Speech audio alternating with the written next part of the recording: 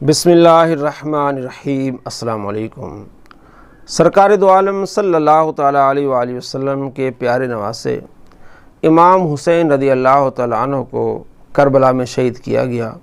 ظالموں نے آپ رضی اللہ تعالیٰ عنہ کے سر کو جسم سے الگ کیا اور شام لے گئے۔ اب وہ سر مبارک کہاں دفن ہے، اس بارے میں 6 اقوال ہیں۔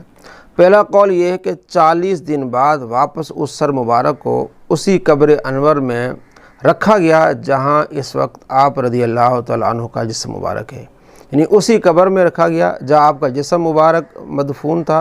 اسی قبر میں 40 دن بعد 20 صفر کو لا کے آپ رضی اللہ تعالیٰ عنہ کے جسم کو دفن کیا گیا۔ اہل تشیع کے علماء اور اہل سنت کے علماء اس بات کو لکھتے ہیں۔ اہل تشیع میں سے شیخ صدوق ہیں، سید مرتضیٰ ہیں، سید ابن طاؤس وغیرہ، اور اہل سنت میں سے علامہ ابن جوزی نے تذکرۃ الخواص صفحہ نمبر 38 میں، اور علامہ ابو ریحان بیرونی نے الآثار الباقیہ صفحہ نمبر 331 پہ اس کو لکھا ہے کہ 40 دن بعد 20 صفر کو آپ کے سر انور کو واپس لایا گیا، اور جہاں آپ رضی اللہ تعالیٰ عنہ کا جسم مبارک دفن تھا اسی کے ساتھ دوبارہ آپ کے سر کو دفن کیا گیا۔ دوسرا قول یہ ہے کہ آپ رضی اللہ تعالیٰ عنہ کا سر مبارک حضرت علی رضی اللہ تعالیٰ عنہ کی قبر کے پاس دفن کیا گیا ہے، نجف اشرف میں۔ اس کو کلینی نے الکافی میں جلد نمبر 4 صفحہ نمبر 511 اور اس کے علاوہ دوسرے محققین نے نقل کیا ہے۔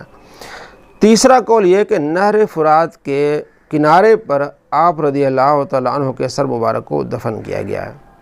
چوتھا قول یہ ہے جس کو امام ذہبی نے لیا ہے اور دوسرے محدثین اور فقہاء نے، کہ آپ رضی اللہ تعالیٰ عنہ کے سر مبارک کو مدینہ شریف لایا گیا، جنت البقیع میں دفن کیا گیا۔